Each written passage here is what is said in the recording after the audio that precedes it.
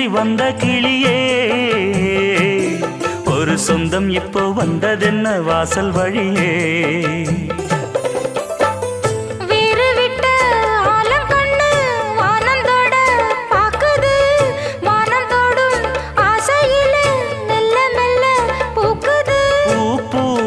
பூக்க வச்ச